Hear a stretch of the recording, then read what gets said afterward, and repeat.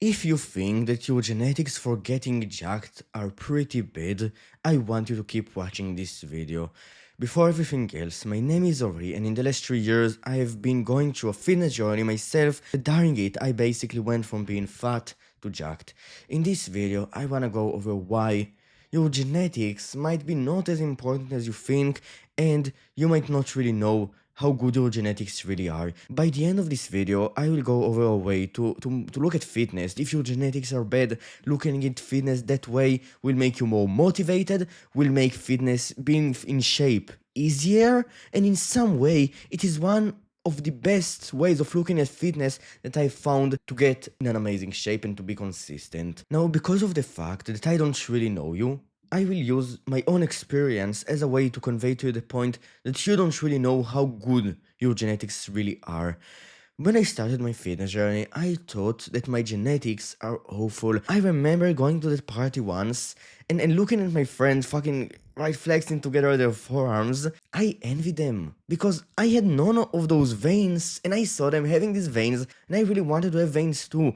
It made me motivated to keep going, but somewhere deep in my mind, I didn't really think that I can achieve it. But here's the thing, as I went through my fitness journey, after the first 2 months, I got skinny fat, and again, I didn't have a great body. I was more satisfied with it, but I still wanted to get better, so I kept going, I kept getting. You've probably seen one of the shorts on my channel that has blew up, the one with the captions of I hate my body, let's lose weight, let's build muscle, right, let's bulk. I will put it on the screen. The thing was that each one of these phases took between 3 months to 1 year. A lot of fucking time. And at first, I couldn't believe I would look like I look today after training for 3 years. I will be totally honest with you. If I were to go and tell my younger self, you will get extremely jacked, I would show him the photos of me today, of my current physique, he would be shocked. He would be amazed to how great his genetics really are. And I thought that my genetics are bad. I was not the same as you. I was fat. You might be skinny. You might be fatter than I was and less strong than I was. But in some way, I was in a very similar place to you. But I tried. And the thing was that until I tried, like really tried for a few months to a few years, I couldn't really know. After 1 year, I got in a pretty good shape, but still, nowhere near where I am today. After 7 months, I was not even remotely close to how I am today. I will put some photos on the screen. It took a lot of effort. Your starting position is partially determined by genetics, but it is also largely determined by other factors. Of course, if you are currently extremely skinny, you should not expect to get like really jacked.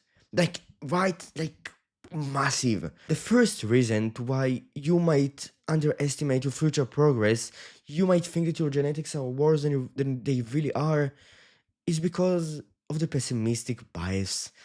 So think about humans in the wild tens of thousands of years ago. In order to survive, we needed to expect bad things to come. We needed to expect the lion to come out of nowhere. We needed to, right, to expect disease. And pessimism was rewarded through survival. Humans were evolved to be pretty pessimistic. And it's true today. Think about that work assignment or just something that you did that should have gotten you an outcome. Think about that before getting that outcome. Did you expect it to be worse than it really was? If you really tried? There is another thing here, the Dunning-Kruger effect. If you don't really put in the work or you don't really study something, you think you know more than you really are. But again, basically everyone had this scenario in which they thought they performed really bad and they performed pretty good. And that's part of the pessimistic bias. And that's the thing. You might think that your genetics are worse than they really are because you judge the progress that you will make, your genetics basically, based on the past results you got with the pessimistic bias. The second reason is because you might have not done things correctly, you might have not dieted correctly, you might have not done the right things, and because of that you don't get as much results as you deserve. And that's second thing. But not only that, let's say your genetics are really bad. what should you do? You should get better, right? If your genetics are the worst and you are really skinny and you don't want to be really skinny, you want to be just skinny, you can only improve, you can only get better, and it doesn't take much. It takes training 3 times per week for 1 hour. It takes having a decent diet that makes you feel better, healthier, right? It improves your whole life.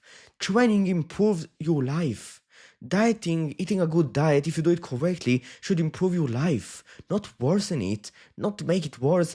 Taking care of sleep should improve your fucking life, should make you happier. That's what studies suggest, especially for sleep. But not only that, let's just talk of it as being hard. It's just suffering, pain.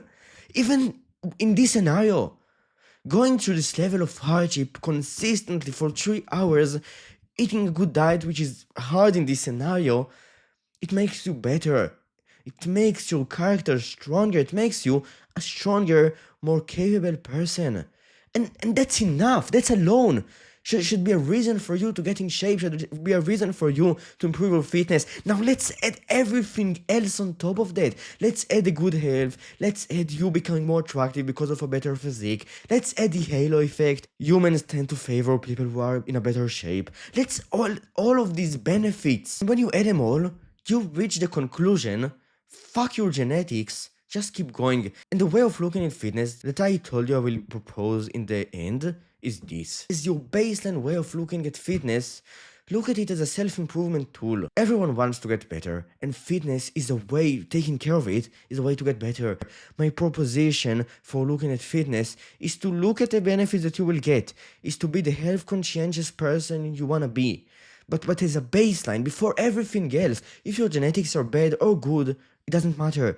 You look at it as a self-improvement tool that allows you to become a more disciplined, better version of yourself. So when you need to go to this workout next time, how should you look at it? Don't look at it in terms of, oh, I will skip it because one workout doesn't really do a lot of damage skipping it, right?